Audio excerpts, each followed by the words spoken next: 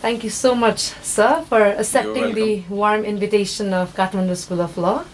We, the student of BLLB 5th year and BLLB 3rd year, is here to take your interview on the very idea of existence and essence.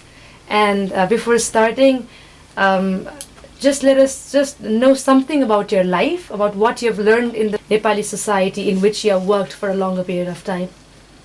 Uh, I'm I belong to English department. I've been teaching at Tribhuvan University for more than 25 years. Then I moved to Pokhara University, and my area of interest, academic interest, is culture studies and South Asian studies. So I am engaged in compiling anthologies for some Anglo-American or British publishers. My particular area of interest at present is goddess culture in Kathmandu Valley, and also its relationship with urbanism. So that is my area of study, area of interest. I'm making documentary, I'm writing books, I have a team of researchers. So this is what I am doing nowadays. But disciplinarily I belong to English department. So while you said you make different kind of documentaries, so what issues are the main, are the prime elements in your documentary?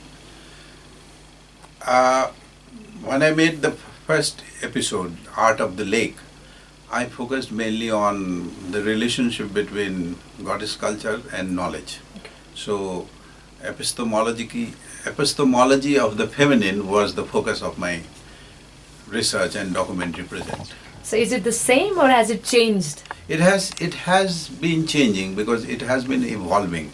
I go from place to place, I read books, I research with my students, so it has been changing.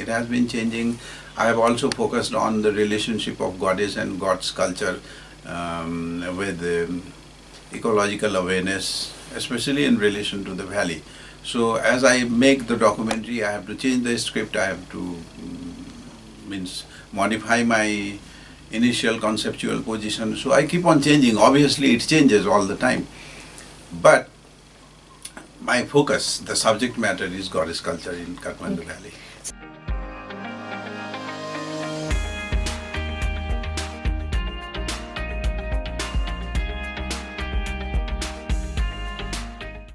Good afternoon, sir. Thank you so much for joining us to have a discourse on the idea of existentialism and how the idea of existence differs with the idea of essence. I exist and I am speaking to you. This is existential. In a very simple, in a very general way, my being is my existence. So, existence refers to being and being refers to existence in a very simple tone.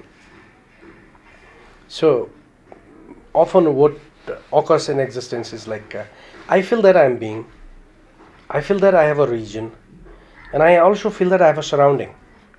Okay, I am in atmosphere, other surrounding, and I also feel that I'm able to interact with you. So that is what means being.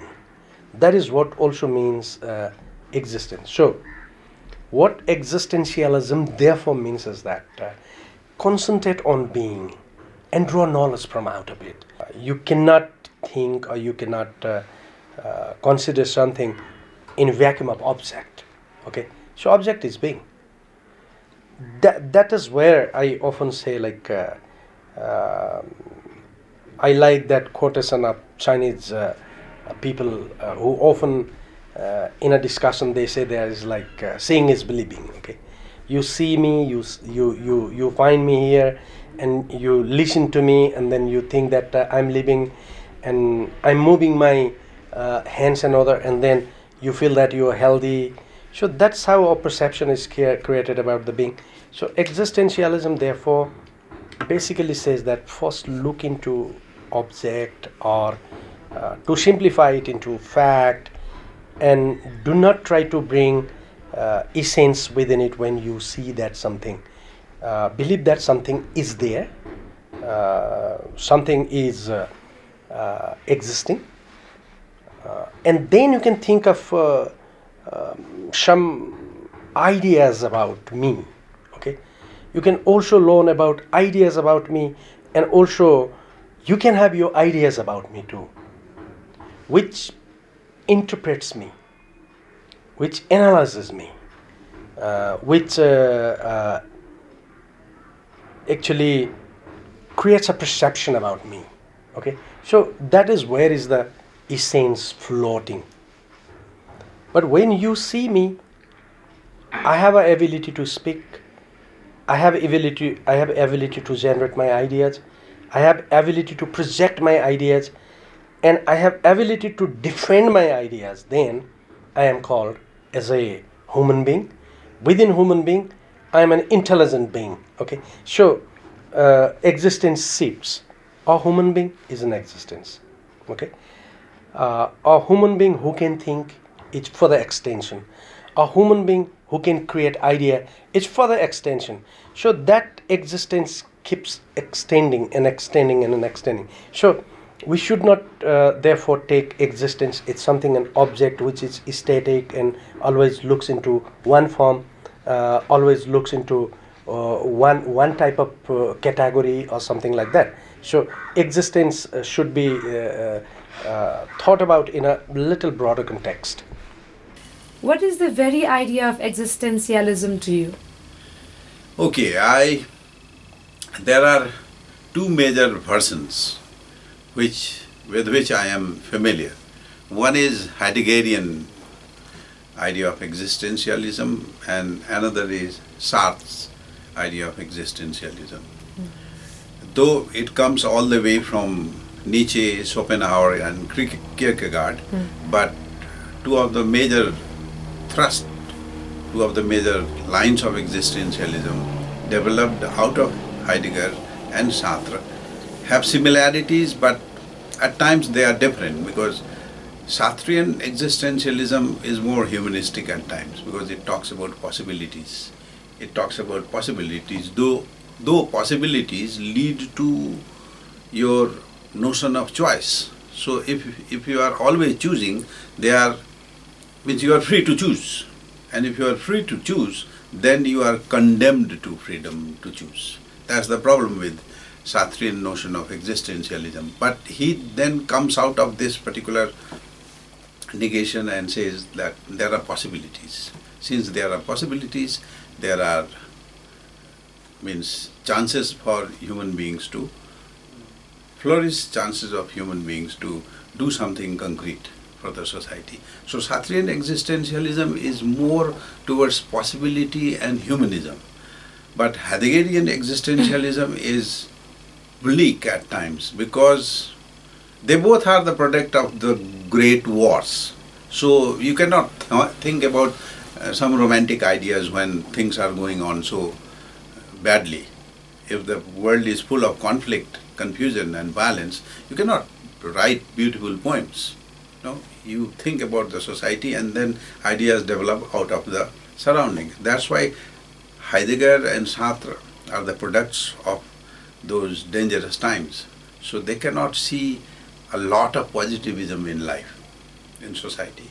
But Heidegger is little bit darker to my mind, little bit bleak, little bit pessimistic. This is my interpretation. Why I say is that Heidegger's position is that there are existences, and one of the special modes of existence is human existence, human beings. So how do you know this particular human being? How do you know? Then he takes recourse to his guru, Edmund Husserl's idea of phenomenology. Phenomenology is, let me explain briefly. Phenomenology is, if you take a pen for instance, and then you take out the external, garbs, you take out the externality, and then you reach to a point where you think, or where you conceive that the penness is going to be seized just before that moment. If I take this out, you still call it a pen.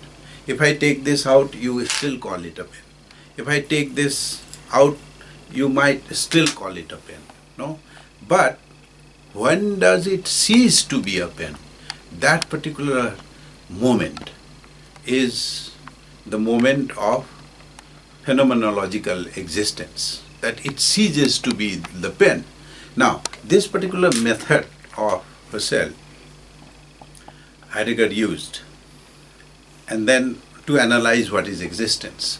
One very significant means to discover what is existence. In German language, it is called Design.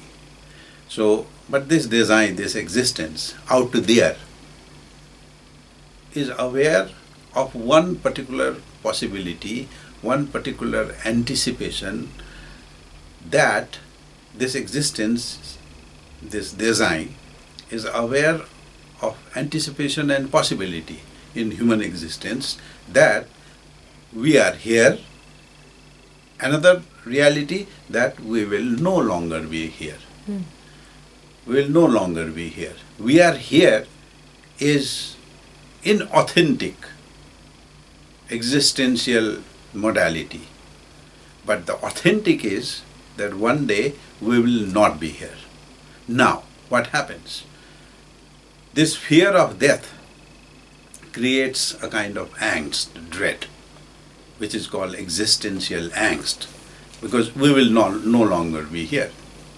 But those who are weak, they mix themselves with the crowd to escape from the fact that we will no longer be here. But that is the reality, that one day we all will be dying. This particular anxiety, angst, dread, creates two possibilities. One is that those who are engaged in karma kand, action, those who believe in doing something for society, they become creative.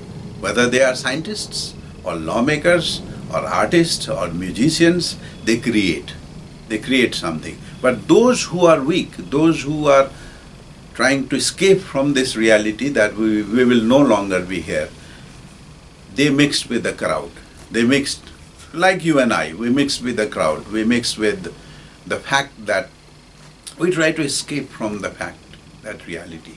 So, thus Heideggerian existentialism creates a situation which is affected by the surrounding, the two world wars. So he was in a sense a philosopher of death, but death moving towards possibilities, death moving towards some kind of creation. Those who are capable of avoiding, they will not mix with crowd, they will not mix with general conception that by escaping death we can live happily. But those who realize at the back of your mind, there is the fact that we will no longer be there. So let us work. Okay. So existentialism is not something, consequently existentialism is not something which is bleak, but supposedly it becomes very, an idea which is full of anxiety, which is full of angst. Professor Yuvaraj Sangraula, appreciating the idea of Professor Arun Gupta, said that he was enlightened when Professor Arun Gupta brought forward the issue of alternative choice or the choices of two possibilities. Professor Yuvaraj Sangraula, highlighting the necessity of considering choices and possibilities, sheds some light on the problem of legal profession, where lawyers do not have to go with two different possibilities and only have to focus on one particular perspective of justice. So, Professor Yuvaraj Sangraula further puts that the best thing that we can see in the Western part of the world is about their reference, their talk about possibilities and choices.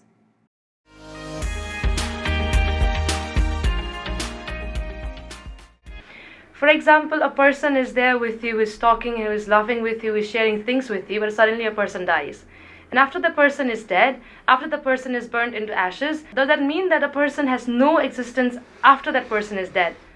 Sure. So therefore, I said before, like existentialism definitely refers to object, okay?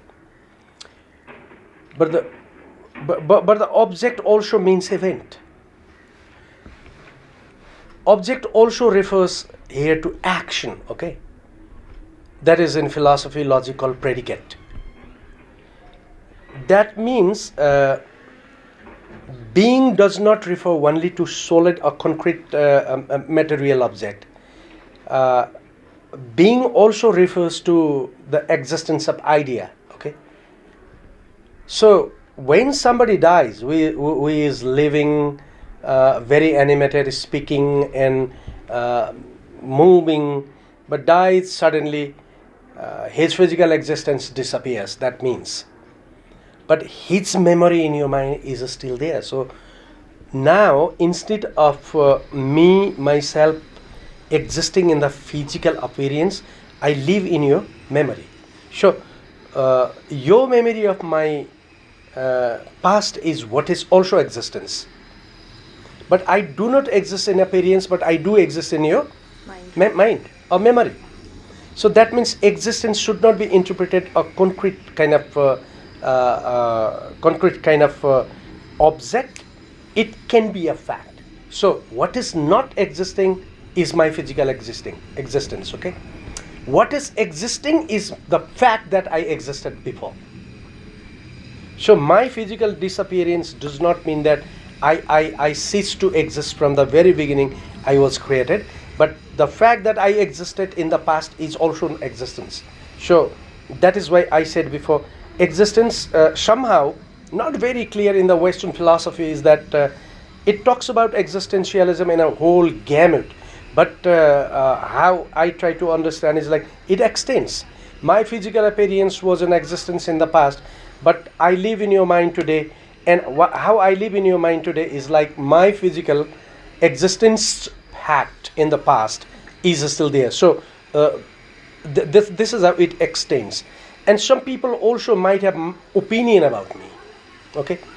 So sometimes I also exist in their opinion, but when they give quality, when they give kind of characteristics to me that I was right, I was wrong, I was moral, I was immoral, I was a good man, I was not a good man kind of thing, then you starts giving quality to me, then essence starts emerging, okay?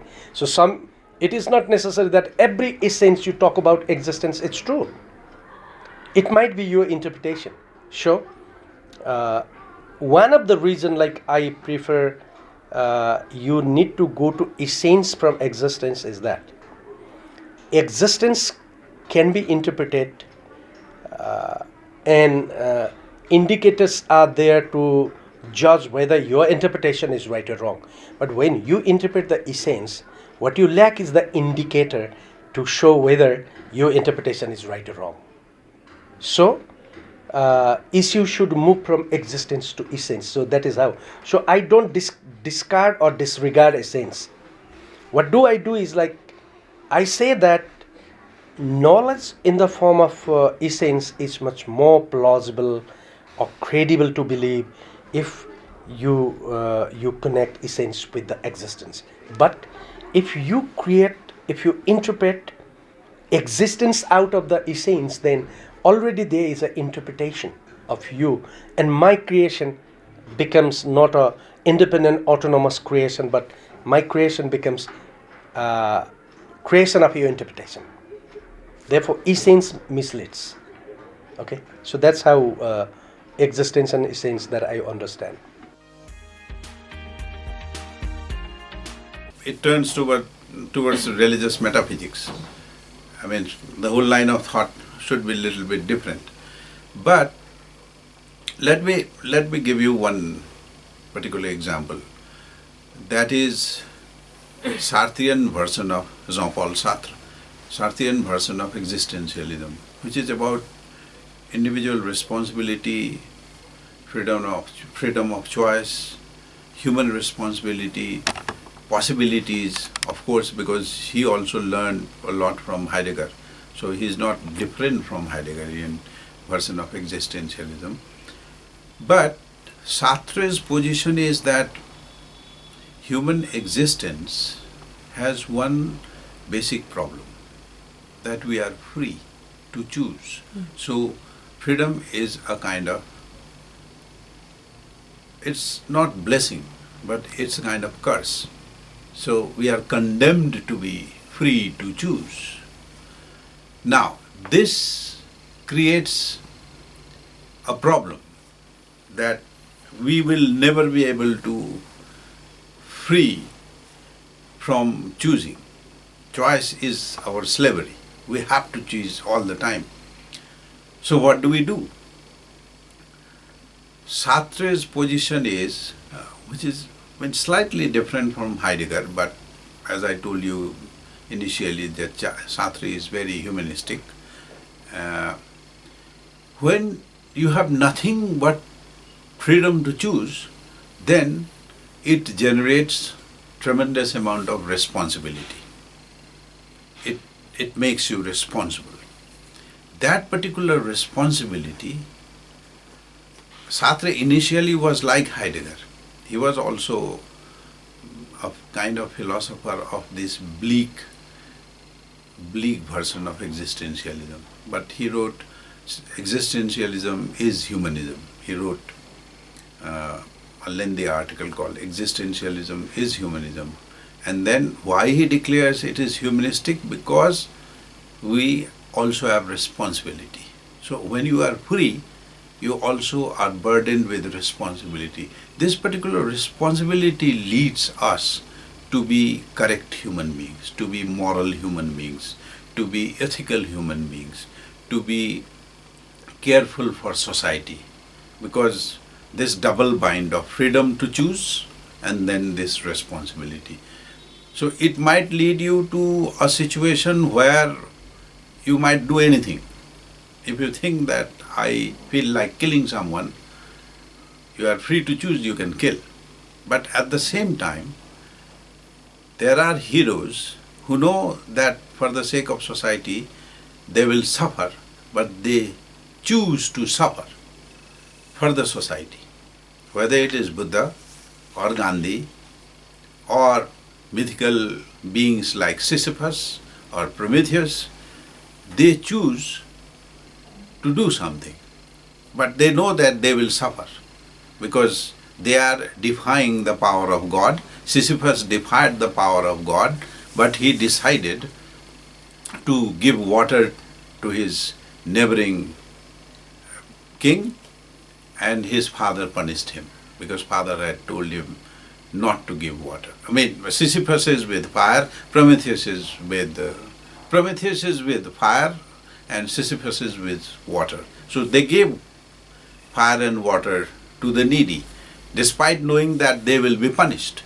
But they took that choice, they took responsibility that I will be suffered, we will be suffering, but still we need to do this. This particular version of existentialism is at times influenced by the idea of Buddhism, that suffering leads to knowledge, suffering leads to salvation. So suffering is not something negative. Suffering is not something negative in the sense that it should be avoided. Suffering is the essential necessity of human condition. So you suffer and then you become liberated because you suffer for some greater cause. Professor Arun Gupta really appreciates the idea of individual sensation, individual feelings, and emotions, which was used by Professor Yuvaraj Sangraula in terms with exemplifying the idea about existentialism. Professor Arun Gupta further says that this particular feature of mind's conscious awareness, interpretation of awareness, and intentionality, which Professor Yuvaraj Sangraula was talking about, actually leads to some of the basic foundation of existentialism. The idea of Professor Yuvaraj Sangraula, which really struck Professor Arun Gupta, regarding existence was his reference to memory, while defining the quintessence of existentialism.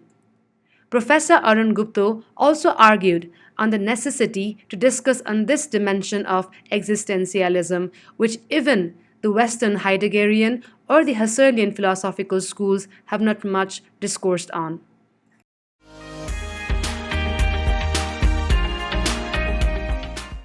How do you perceive the differences between the very idea of essence and existence as different from Eastern world to that of the existing in Western world? It's a very interesting and very nice issue of debate, actually. Both West and East actually talk of existence. None of them discard or disregard the issue of existence or the notion of existence or the philosophy of existence. But their approaches are different. West believes by division between one and another, so it applies the approach of one may be in opposition to another. Okay, so they apply the theory of opposition. But Easterners actually applied the theory of unison. Like you can bring together and only then you can perfectly understand the existence. Sure, one moves from universal to particular, another moves from particular to universe. Mostly Easterners, they see unison, so they see big universe first, and out of the big universe they go inside and try to find out single, which is called the particular, so general to particular kind of thing. Looking from the perspective, what we see is existence in the eastern part of Nepal, or we can say not Nepal, in the world, okay, eastern world. It believes that everything exists because of another's existence. Okay, I exist because you exist. If I was alone, there was no question of existence. Okay, if Nepal is not there, there is no America for me. I am a Nepali, therefore I see America is America. But if all were Americans, therefore there was not necessity of being Nepali. So one's existence is determined not only by your existence but by another's existence also. So therefore existence are corollary to each other. Existence are dependent with each other, so they are interdependent phenomenon. What Eastern philosophy believed is like essence is there because there is an existence. Existence is there because you can identify the essence. If I do not exist, what essence you talk about is one question. If I exist, you don't talk about essence, then what is the meaning of my existence? Okay, a dead body is there. What is the essence you're talking about? You don't talk about the essence of human being in the dead body. You talk only essence of dead body in the dead body. Okay, so that is what. So to determine the essence of dead body, you need to know the essence of living body. So dead body exists because they are living. If none of them were living, there was no question of dead body. And if somebody does not die, then there is no question of living being. If we all people once born would live for long, we would not know anything about death. Yes, that's a question.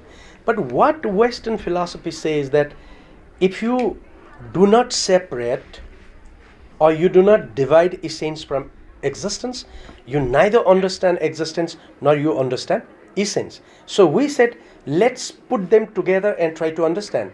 They say that, okay, let's fragment them and try to understand. So their approaches are different. So the first philosophy that we discuss in our part, there are many different books, scriptures and theories, but one very important example I often give is like the Nyaya philosophy. In Nyaya philosophy, there is a syllogism. In this syllogism, like Rishi Gautama, what he talks about is like first there is something statement. For example, in that statement, I say that the smoke in the next hill, therefore there is a fire. I say that, and somebody will ask, why there is a smoke? And the answer would be because there is a fire. Okay, statement, there is a smoke in the next hill. Why there is a smoke? Because there is a fire. And another question would be, how did you know that there is a fire? And then I give the example, because when I was burning fire in my in my stove, in my furnace, then there was a smoke. Therefore, that smoke is similar to the smoke that I see in the hill. Okay. And then I conclude that since the smoke that I saw in my furnace is exactly similar to the smoke I see in the hill, since that smoke in my furnace occurred because there was a fire, so therefore there should be fire too. So here what Gautama brings is two things: essence and object together. So if essence is essence of fire emitting smoke is forgotten, then fire does not exist. So we blended existence and essence together, but always we predicted that there should be something which we can physically see, touch, see, taste, or something like that. But what Western philosophy, mostly from the tradition of Aristotle to Immanuel Kant, what they say is like, let's talk about first principle, and then based on the principle we can see the existence. They say that some animals are wise, therefore human being exists as a wise animal. This is how we went. Okay, so both accept the existence. That means both have the notion of existentialism. Western philosophy largely try to perceive existence based on the essence, whereas we said no, this is faulty. What did we say is like, let's put together existence and essence are together, so they are not separable. That means you see the object or the event or the action, and then you come to the essence. Otherwise, you fail to understand both essence and the existence both. Voltaire had said in his book of Dictionary of Philosophy, what he says is like, Portuguese came, Vasco da Gama came, and Marco Polo came, and then French came, and then Dutch came, and then British came in India. Indian subcontinent believed in tolerance. We can live with everyone. So that's what they believed. So they allowed these foreigners to come and do trade, and they trade continuously in long run. It is their tolerance became their weakness, and they became colonized. Because India never went to go to colonize. So question is like, crux comes at this point, West believed East and West are different. East believed East and West exist, but they are not different. So East did not go to create its colony in the West, whereas it was powerful and could do. But the West came and tried to convert the East into West. So two examples that you know already. It was said, challenge the theory of the Western intellectuals preaching for Renaissance and Enlightenment. They say that Oriental is tradition, Occidental is modernity.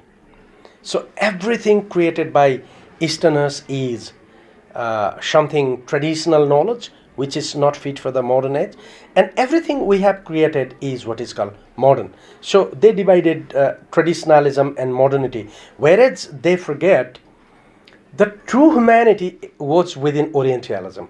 And whether it is modern or tradition, the issue was the humanity. So modernity discarded Orientalism as tradition. That means they discarded humanity also. That was rejected by Edward Said, and say that this all Renaissance is an Oriental Renaissance. Mm-hmm. What is taking place in Europe is not what is Europe is having with it. because Europe did not have anything to record actually. All the philosophy, everything was not usable for the modern Europe. But everything modern Europe can use was from the East. The reason is that Europe believed in design theory in the past. And what they thought is like the perspective is created. So there is no individual perspective. They define that every perspective that we live in is a universal perspective. So every individual is living in a shared perspective but not in a individual perspective. Therefore, they call it that the God has created everything, nature, individual, food, clothing, relation and everything. But that didn't work. That failed actually. Okay. That actually failed in the life of the people. So what they thought is like, then what can we do? Nietzsche at that point said that we kill the God. Design theory does not exist now. We should be able to live in our own human morality. And where did he learn it from is from Arthur Schopenhauer. What Arthur Schopenhauer said that probably the crux, the beginning point of Renaissance and universalism that we can start working with is the Tattvam Asi, that everybody is same, no one is different. So he therefore learned a lot about Buddhism and started preaching the Buddhist theory. He was sometime mad, you know. He used to keep Buddhist and Hindu scripture on the head and then he started singing in the street. So he was maddened by this knowledge. And he said that the philosophy that we have been talking in the name of Renaissance in the West, it's something like a candle in the day, broad sunny day. That's what he said. So now, Edward said, rejected that. And then there was a lot of other people, mullahs and other, they join in, and they said that the Oriental knowledge is not tradition, it is it's as strong as you share what is modernity. Then it went to the French. But what is terrible thing happened in the West, and the unison between West and East did not become possible, is the concept of Westerners to the state, you know. The Westerners' concept of state was a power. It was not a welfare. So because they took state as a power, fragmentation of the big empire took place. So many states occurred. They compete for the power. And they saw that if power is the essence of human life, then we should be powerful, therefore we should rule the world. It was a kind of deceptive notion of the state rule Europe. Therefore in 1856, there was, you can see such a funny thing happen, was like, there was a conference in Paris on colonialism. So the discussion was like how to colonize the world. They define the approach, they divide the part where they were going to colonize. So there was an agreement like the British will colonize this part, Portuguese will colonize that part. And not only what part they are going to colonize, but how they would colonize was also discussed about. And they say that we have to replace the traditionalism by our modernity. Okay, so colonialism entwined so-called Western modernity, and they define that traditional knowledge or the Oriental knowledge was a traditional knowledge, therefore this is not applicable. That's not the end. What they also discuss is like, why should we colonize? And they say that all people who are not European are uncivilized. So because we are modern, we have to civilize them. And how do you civilize them? Three things. One is your language, because their language is very rude, their language is very bad, therefore you have to take language. Second, their legal system and justice system is very rude and very archaic, so we have to bring our legal system. Third, their religion is, you can say, very barbarian or undefined. So Christianity is an organized religion, therefore we have to take. So they brought three things. the Easterners rejected, African rejected, because they could not change their perspective, because surrounding was very important. Therefore, the world got divided. So the world got divided not because of the Eastern knowledge. The world got divided because of the Western knowledge. And this world today, which is divided, is not divided by the mass of the people in Europe, in the West. Only very few elites who believed in colonialism, but 99% people did not believe in colonialism. So this is how, in practical level, like existentialism failed and essentialism survived in Western philosophy, because they refused to recognize the existence of Orientalism.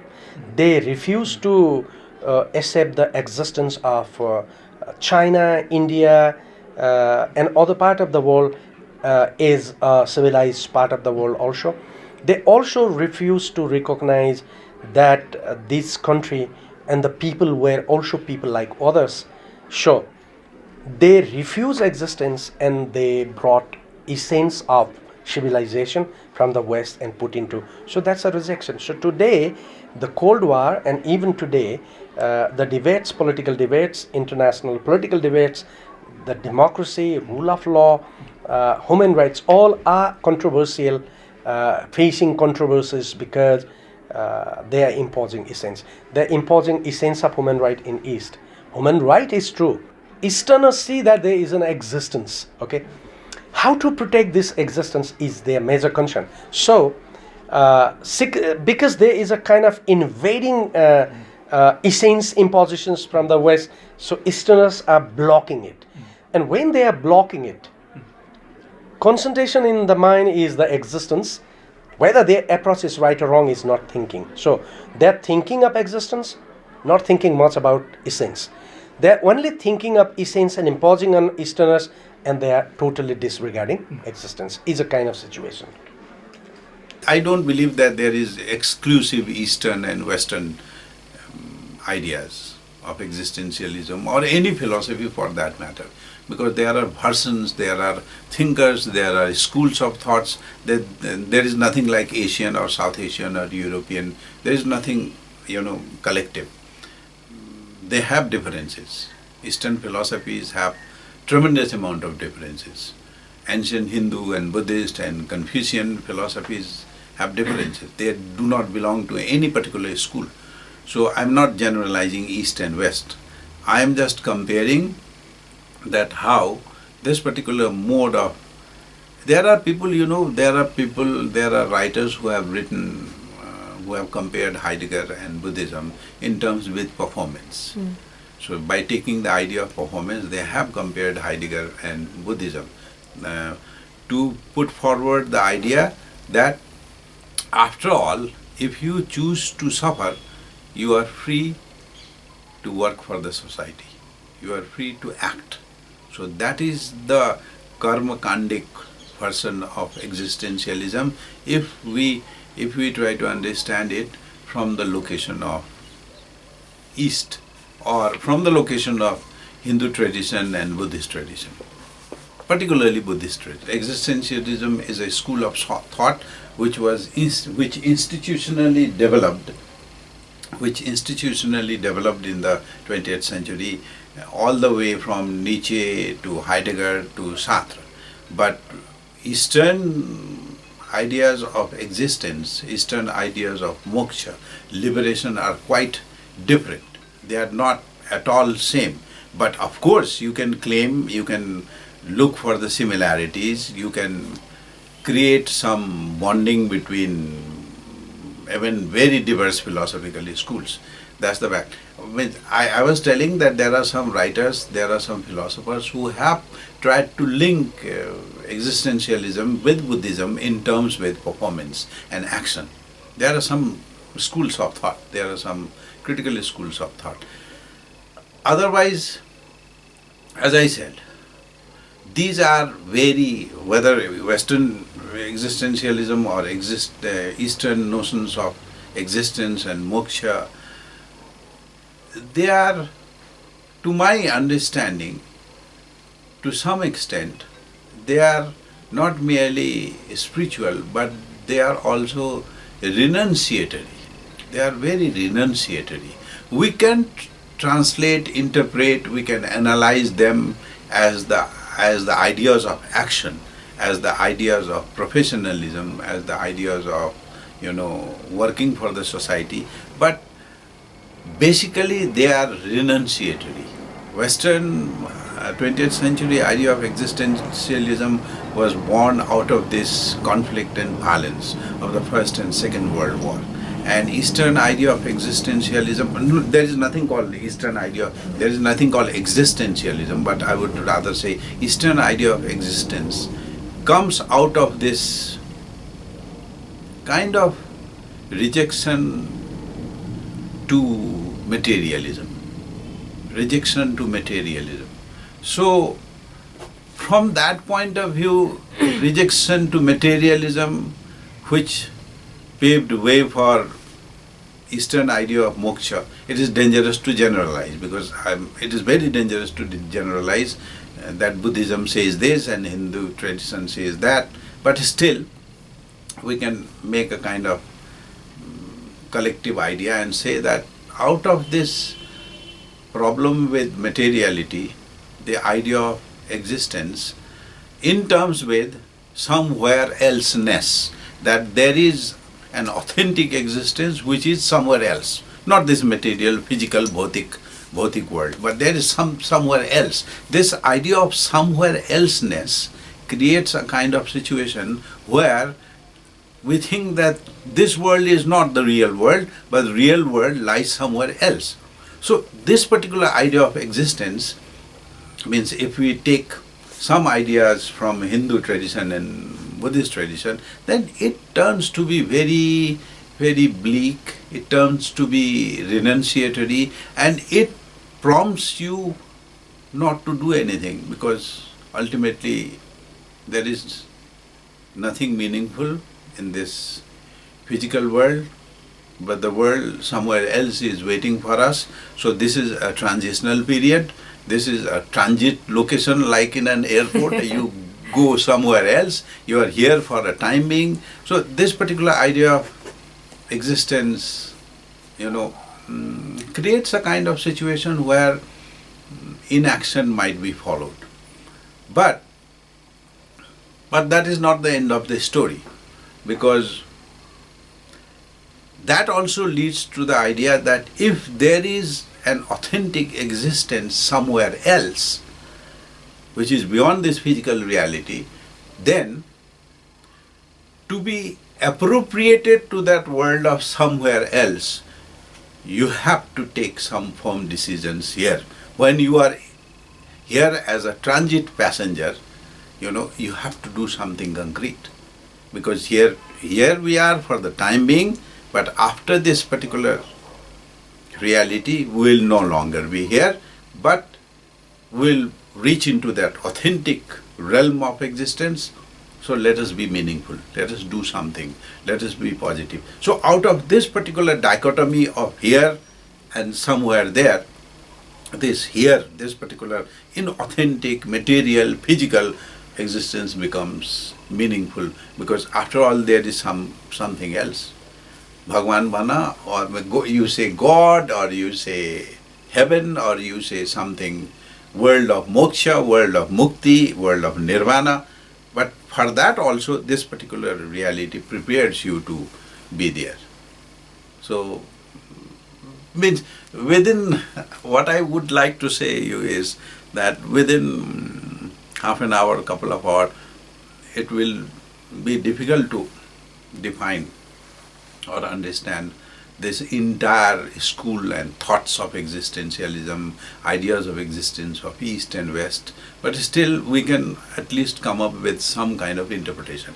When Professor Yuvraj Sangraula was discussing on humanity being destroyed due to the Western debate on Oriental knowledge and civilization being traditional and barbaric, whereas the Occidental knowledge or the Western civilization being the seed of modernity, Professor Arun Gupta, he complemented and further added to what Professor Yuvraj Sangraula was saying, that since Europe ventured out and mixed with different world and societies. That is why Europe developed. It is not that Europe came here and gave us the gift of knowledge, but because Europe came out of its darker chamber of knowledge, because Europe came to the Eastern world, they become learned.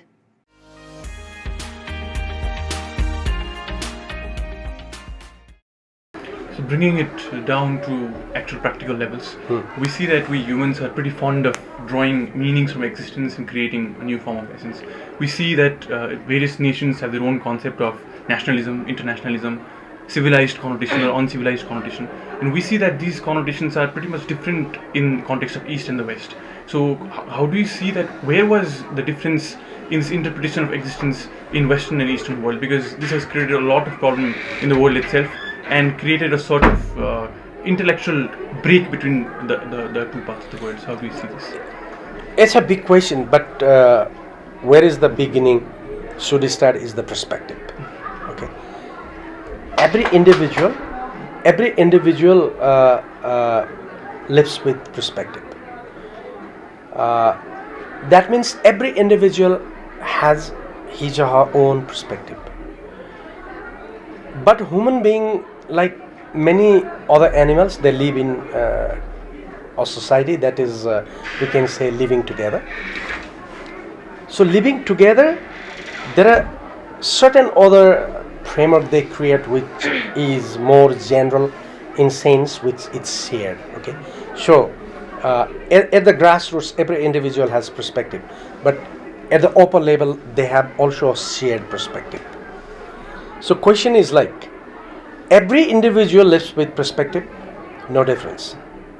You may have, everyone's perspective is different in that sense, but because of the we can say context or the bigger perspective, somehow we frame ideas, we create essence, we create notions, we create principles. Okay, and then we start defining that particular perspective from this shared perspective generally, because if we do not see the individual perspective from the shared perspective, then the unison would not be possible, or living together would be not possible, and there is a disadvantage to each one. If you look from that perspective, what is very important that we need to understand is like, this shared perspective would be influenced by context. Okay, what kind of context that you lived in would be very important.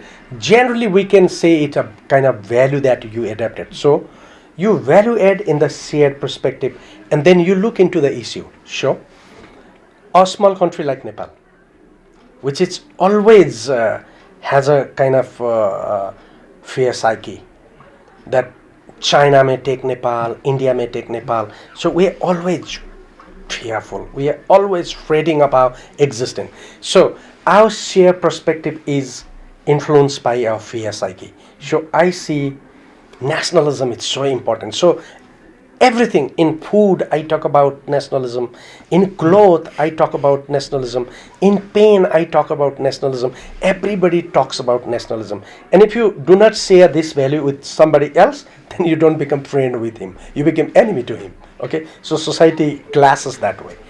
But a big country which is not possible to be conquered by other, for example China, India and America, they have no fear psyche. So they always emphasize the individual perspective rather than shared perspective, because they need not think, they are not worried that their shared perspective would be destroyed by someone. So they think more of good food, they think of good fashion, they think of machine, they think of airplane. So an American and Chinese everyday thing, how can I make a beautiful bicycle? But in Nepal what we always think, how can we prevent Indian coming in Nepal, and how can we prevent Chinese coming in Nepal, and how can we prevent American play nasty roles within our society, because existence is threatened. So this is more issue of external surrounding rather than existentialism and the essence of the object that we have been talking about. So we need to separate the context. But as we said before, When you think of your being, you cannot separate yourself from the surrounding.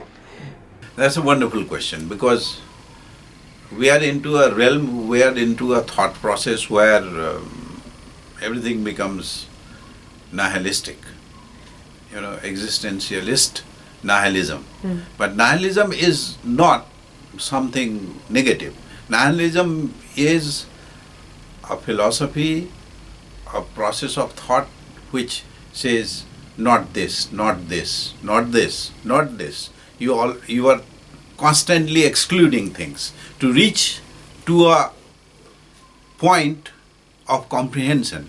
Because if you say this is a book, but before claiming that this is a book, you claim that this is not a paper, this is not a color, this is not white marks on the pages only. So you are negating things, and then you say this is a book, because you take everything into comprehension. You don't, but you say this is not a pen, this is not a table, so this is a book.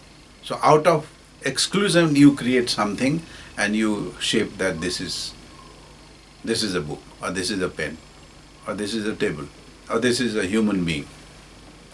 So nihilism is not something negative.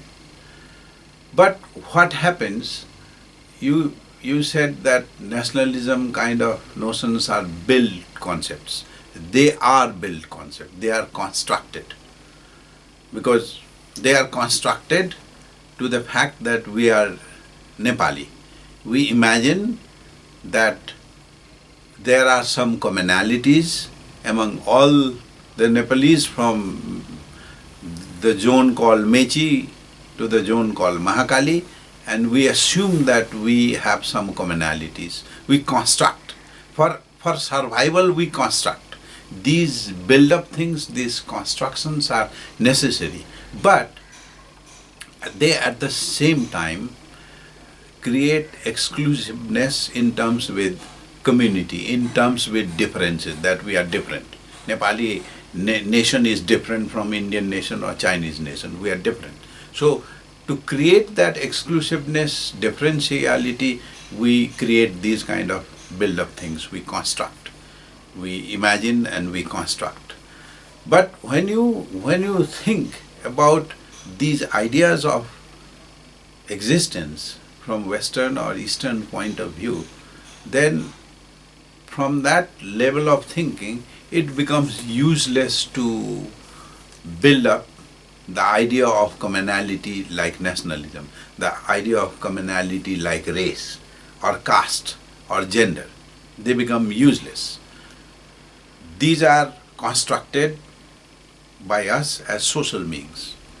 But existence, which Heidegger talks or Sartre talks or Eastern philosophers talk, they talk in such a way that these are the facts of life.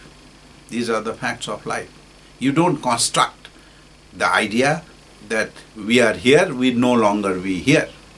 It is already there. One day we will die.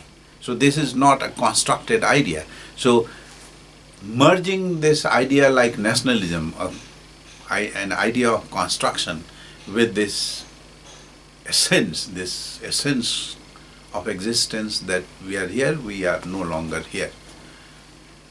That particular relationship of constructed social patterns and essential social patterns of life and death, they contradict.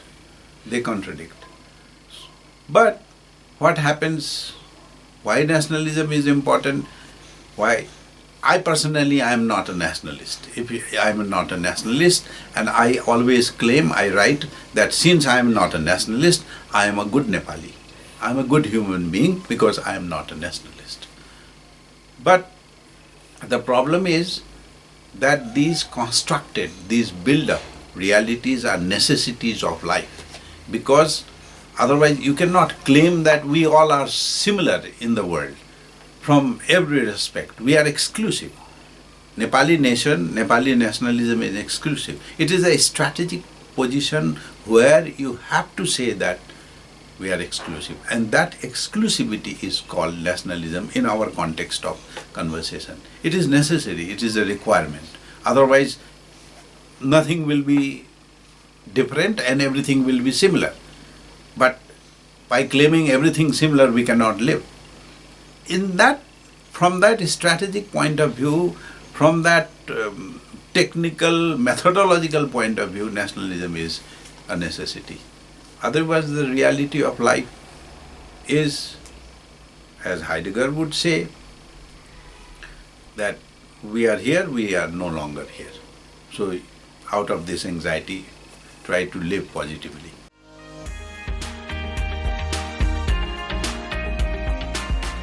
The very idea of cultural dilution that's happening in today's world, where the youths are so much oriented towards adopting the Western values and discarding their own native language, native cultures, which is the fundamentals of their existence.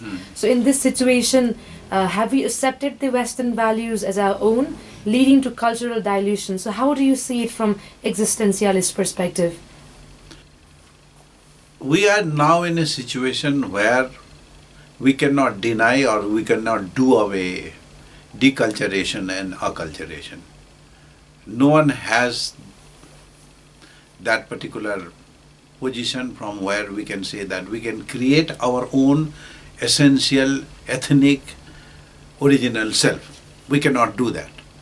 Because of technology, because of globalization, because of interaction, because of knowledge flow, locations of knowledge from west to east, east to west, pure cultural positionality is not possible.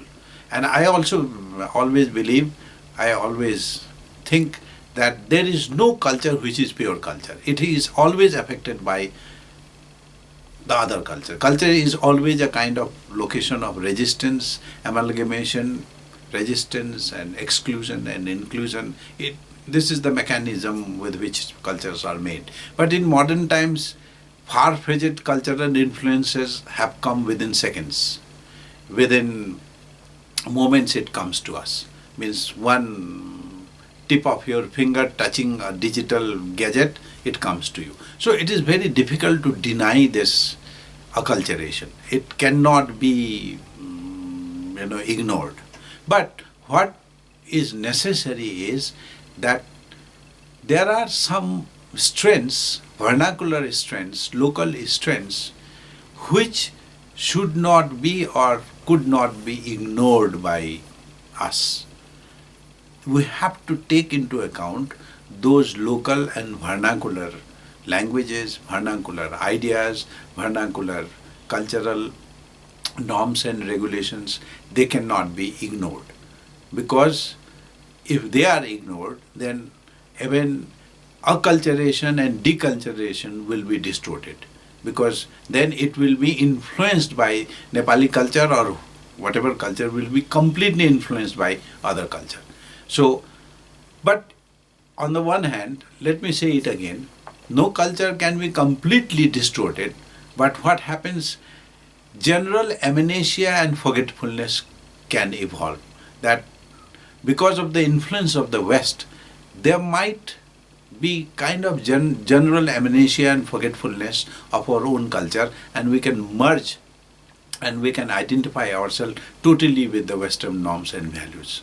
So we have to be aware not to plunge into this dangerous forgetfulness in the name of Westernization. Otherwise, it is a helpless situation. It cannot be ignored, because Western technology, when it comes to Nepal or comes to other countries, it comes with culture, it comes with films, it comes with fashion, it comes with language. So technology itself is not a singular object, mechanical object which comes. It comes with so many other gadgets, cultural baggage. So when we use Western technology, we are using Western culture. Inherently, they come with the package. So it is very difficult to resist. But again, I say that instead of resistance, it is better to be aware about vernacular, local strengths of culture, from language to philosophy. That is my position. I am not very much sure whether it takes place or not, but I can give you the reference is like a very beautiful theory of Chinese philosophy called Tianxia. Okay, what Tianxia says is we all live under one heaven. So the first and foremost thing is like we are not different. Exact connotation that you find in South Asian philosophy is like Tattvam Asi. You and me are the same. If I cause pain to you, actually I am causing pain to me also. If you die, I am creating insecurity to me. Because you live, therefore I have a strength. Okay, suppose there are 5 people in a forest. Together 5 people, it is bigger strength to survive. But if we kill one of us and we become 4, we still have a strength, but we lose the strength that we had passed. Gradually now you only live in forest. You still can struggle for your survival, but you lost a lot of your strength. Therefore, what South Asian philosophy of Tattvam Asi in Rigved call is like, more you help other, you protect yourself. More weak you make another, you weaken yourself. Exactly in Tianxia and Tattvam Asi, if you compare it, what Tianxia further said is like, first, because of one's perspective, one creates his idea, okay? Another from his perspective thinks in a different way and creates another idea, okay? And then third, from different perspective creates third idea. So there are several ideas in the society in the beginning. They interact because they are being. They interact with each other. And one idea is found more advantageous to other. So the first man of woman who created idea found the second man or woman's idea more advantageous to her or him, accepts that idea and forgets his or her idea. So in that process, in one day, many people will forget their perspective and forget their one idea, their own idea emerge out of their perspective, and they make someone's idea as everyone's idea. But by that time, you also forget whose idea was that. You make it a common idea. Okay, so that's how society becomes united. That's what is called harmony, and that's within that framework you live. That is called shared perspective.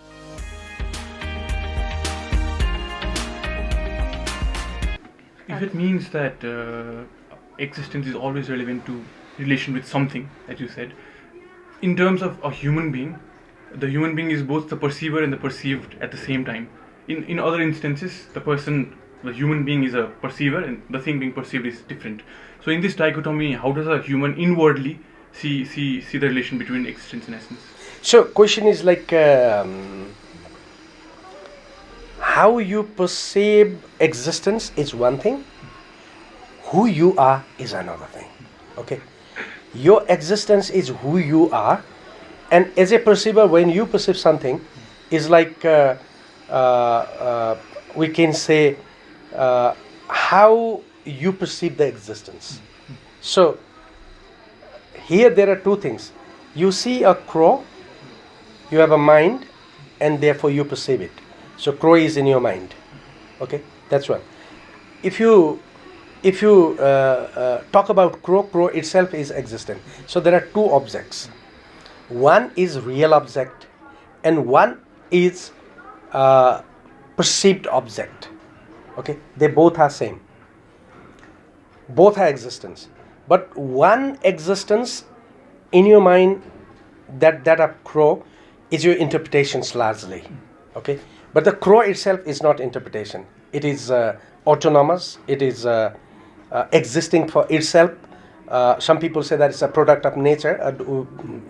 Let's not go to the controversy for that. So here, as a perceiver, what you perceive and the object itself as the same thing. One involves interpretation, another does not. So now the question is like, every living being, actually animals we can say, is a perceiver and perceived both way.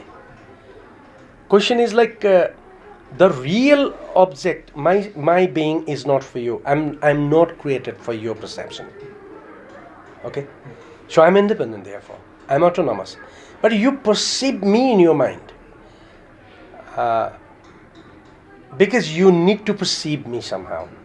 So something existence that you have about me in your mind, it's for your need, for your necessity. So existence itself is free, independent, whereas existence perceived in the mind is not free and not independent, because it is you. That's how it goes. So question is like I don't think much difficulty to understand, like something perceived and something perceiver. They are two different dynamics actually. One is broad independent dynamics, it's not within your control, but something which you keep in your mind in the form of the existence is a very limited parameter, very limited dimension, and you keep it for the sake of your need. Therefore these two existences are different, but the something which you keep in the mind is not out of existence. It is also within the framework of the existence itself. Okay, let me very quickly tell you about the idea of perception. Perception is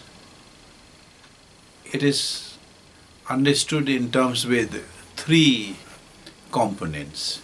One is, when you say I perceive this reality, that means three things are involved in psychological terms. One is that your indriya, your senses are involved with that object. That subject and the object are involved. Second thing which is important to understand perception is you give a totality to that object. If you do not give a totality to this object, cell phone, you cannot call it a cell phone. So there must be a totality. That means the colors, everything, totality, wholeness must be there. And then the third thing which is important is giving meaning to that object. So involvement of the senses, totality, and then giving meaning. This leads to perception. So let me ask you one thing. Are we perceiving all the sounds which are coming from outside? No. We are perceiving only those sounds which our senses are involved with, that object called sound. And then we give a totality and say that this is a piece of music, or this is a song, or this is a conversation. And then the third thing is we give some meaning to it. We interpret and give some meaning to it. So since we do not perceive everything, we cannot claim that we know the reality, because our perception limits reality. We can never know the world in totality, because when you came from your college to here, you did not perceive everything. And if you start perceiving everything, you will never reach here. It will take millions of years to reach here, because you will then start perceiving everything. So perception, on the one hand, limits our understanding of the world. That is why even mathematically you cannot, Heisenberg said that we cannot know the reality in totality, because it is our perception which makes what it is. So that is the basic idea of perception. Let me tell you a story to understand this idea of perception.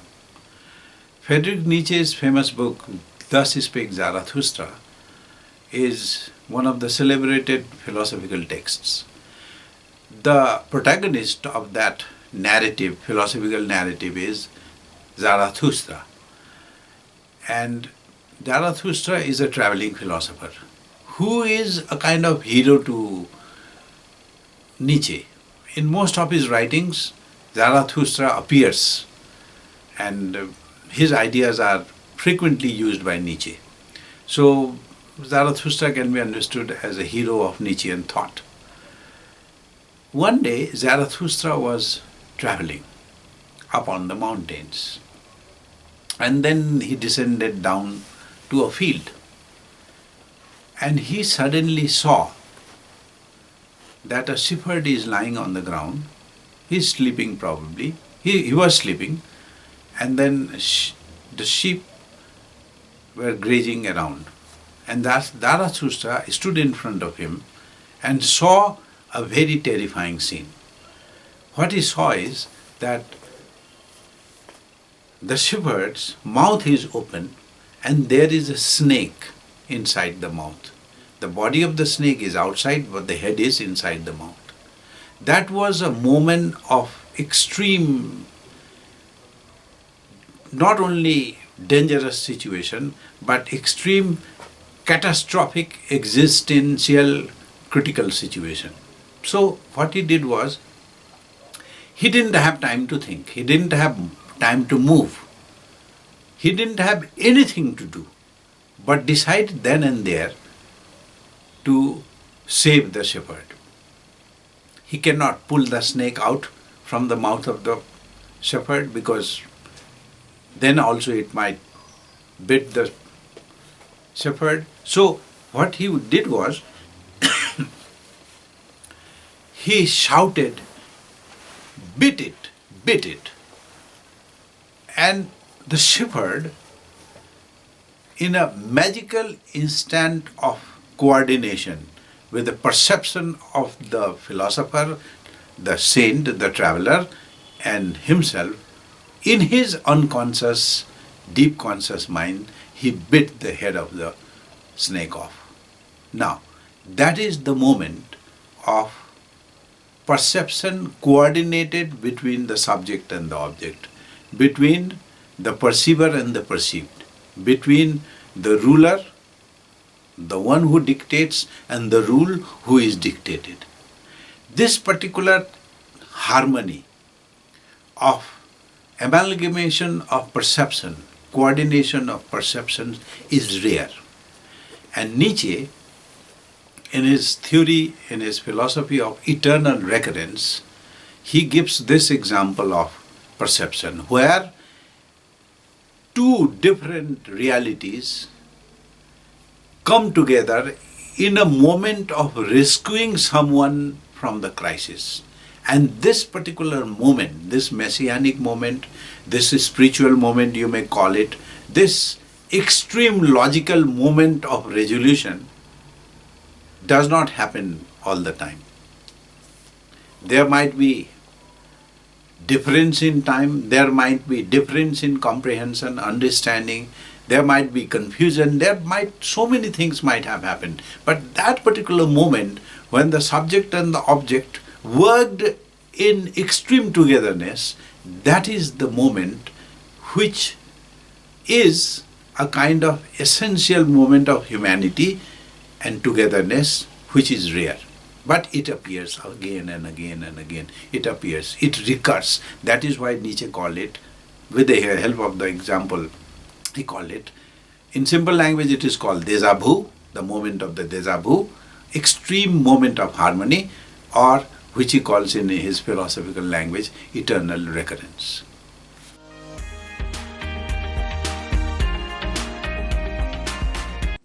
Sir, in today's time, we are constantly fighting the notion of poverty. So, how the freedom of individual to choose and the necessity of choosing is a hindrance to development, and also how the existentialists they address the nexus of freedom to choose, the necessity of choosing with the idea of development. If you are condemned to choose, then out of this immense possibilities of choice, you are responsible. You also take responsibility. Those who do not take responsibility, they choose things which are harmful for the society. So, freedom to choose does not mean that you are condemned to choose which are harmful for the society, your actions which are dangerous for the society. It creates a sense of responsibility. We are free human beings. So when someone gives you this blessing of freedom, whoever it is, unknown, gives you the blessing of freedom, then that blessing of freedom might make be irresponsible, might make be dangerous, criminal, but that particular responsibility makes you a very rational citizen, a very good social being. So that is why these kind of philosophical notions, whether existentialism or nihilism or any other philosophical ideas, they create a situation of reality that this is what it is. But out of those realities, for example, existentialism gives you scope to choose something with which you can live with society harmoniously. That might be the positive, or that might be the harmonious interpretation of existentialism. Otherwise, popularly people think that existentialism is a very, darker aspects of life. And there is a story, beautiful story. A professor goes to teach in one African college, and then he taught for a semester, and by the end of the semester, students were leaving for their respective homes. And he had taught existentialism. And one of the students, after the vacation, he returns when the classes are resumed. He said, I had a confrontation with my father. Then he said, the professor asked, why? What happened? He said, my father, when I went to my village, he kept on asking me to go and work in the field. Then I told him in simple language that I am free to choose. My teacher has taught me this idea of existence, and I am free to choose. So if I don't opt for going to the field, I will not go, and you don't force me. So my father asked, what is that idea? Tell me. He was a school teacher. So he said that. Then he defined existentialism, Heideggerian and Sartrean existentialism, in very simple terms to his father. And his father listened to him carefully, and he was talking about freedom to choose, and he was not talking about responsibility. Then he became furious. He took out his shoe and started hitting his son, and then forced him to go and work in the field. So the professor writes, it's a wonderful comment. He writes that my student had this half-cooked idea. Number one problem with the student is half-cooked idea. Number two is, it is not necessary to translate existentialism everywhere. You are in Asan market, you are having tea and coffee with your friends. So you cannot carry that baggage, that idea of existentialism everywhere, because it cannot be appropriated. It cannot be appropriated. Some of the ideas have to be pondered and thought. It cannot be communicated, And if you are not prepared to communicate, neither the father nor the son were ready to understand those things. The son did not communicate, and the father could not receive it, because these are the ideas which have to be internalized, and then out of this freedom and responsibility, if you act like these geniuses, these heroes like Buddha or Gandhi, then it becomes relevant, because internalization first is important. That particular son could not internalize the idea, and he understood choice as choice per se, not that choice leads to responsibility. So if we understand this particular relationship between choice and responsibility, then existentialism becomes very positive. It becomes an idea of action. It's not an issue of controversy, but what to see first is the major thing here. As we discussed already, individual has perspective, okay? Since individual has perspective, he or she has a choice. Why he or she has a choice is especially Soren Kierkegaard said that everybody creates his or her nature by himself or herself. Okay, this nature is not imposed on me; it's created by me. How do I create my nature? Because I am in a perspective. So my development is my concern. It's not somebody else's concern. So nobody can impose development on me. Okay, I would like to stay in this type of office, but an American expert may come here and say that this is not a very convenient office for you, and this is not a development. You have to have this kind of furniture. You have to have this kind of office. You have to have glasses everywhere so that you can outside. That is what is called development. Maybe, but I think this is my development. So development should not be imposed. One. Now the question is like how existentialism sees development is like development is your ability. Okay, you exist, therefore you need to have your ability. Your ability to define your life. Your ability to define your choice. Your ability to define your preference. Okay, and when you can do this,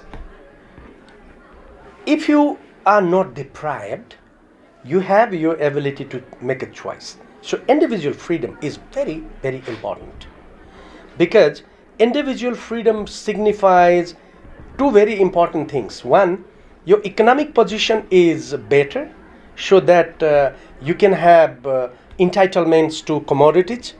So you can get a computer, you can get a food, you can get a motor, whatever you need. That is your economic perspective. But Sachin should not dictate me what political philosophy I should follow or not. That's my freedom. That is my protected sphere. Okay, I decided for myself. Why I decided for myself is like it benefits me. If I preach for example, becoming a member of the Communist Party, that helps me, because I have more leaders who I know. Therefore, whenever I have to do something, I can request and my things will be done in a quicker time. Or maybe I prefer to be a congressman because I have more comfortable friends in Congress. Therefore, I made choice. So people say that ideology counts, but actually ideology counts less and human relation counts more. Okay. If ideology would count, then why Marx did not find his daughter herself supporting his idea? Why Marx found Engels to be his friend? So I mean, it's your relation, and what is defined by what are the factors defining relation? Your perspective. Okay, ultimately where you are there, your surroundings, and they make you think that way. Therefore, what I say is like individual freedom is very important. Individual freedom does not mean that you apply a kind of rent-seeking attitude. Okay, you own for yourself, but you also take my owning for you. That is not individualism. Many Western neoliberalists believed that my economy should be stronger does not means that your capacity to influence other and draw others' income to you. For example, I have a property, and then you introduce a system of insurance. Okay, you have an insurance company. I go and work. So the company has given me $1,000 as my salary. But what the law is made is like, what the owner that gives work to me is another rich man says that, okay, I will give you work, but you have to insure. And the worker asks like, what should I do if what should I get if I insure? He says that if you fall in a trap of crisis, he will pay you. Okay, so he forced me to insure, and insurance has a charge. For example, $100 per month. So out of my 1,000, 100 is now taken away. Who takes insurance? Who belongs this insurance company to? That man who has the money. So different health insurance, life insurance, and then tax. All these things ultimately have been made kind of the net that we use to catch fishes. So these have been thrown us. So all my income is taken back to the same elitist, the rich man, in the form of insurance, in the form of tax, and what remains with me is $300, and then I am poor. So question is like, that is what is called rent seeking. So he has individual freedom, I have individual freedom. If we both enjoy the individual freedom, we both are rich. But since he has been given a special privilege to kill my freedom through so many other perceived notions, then he shuffles all my income to him. So that is exploitation, not individual freedom. So many people are not able to distinguish what is exploitation and what is freedom. Okay, so you can simply give an example, in the past, like 50 years before, in our society, marriage was considered an instrument of generating labor, So a man could have 5 wives. Why did he marry? Because he needed more labor. So this is what is called patriarchy. So people say that I have a freedom to have 4 wives, 5 wives. That's not a freedom. But that is exploitation of the freedom of woman. So you're destroying my protected sphere for your benefit. So you cannot enjoy your freedom to destroy another's protected sphere. So if you apply that theory, then you are exploiting but not using freedom. So that is what is not accepted by the Oriental philosophy. It said that don't do couple of things. 1, don't do himsa, don't do violence. 1, do not make people become a thief or absence of resources astray. Okay, don't make people sick. If he has a disease, he or she does not own. Okay, don't exploit people.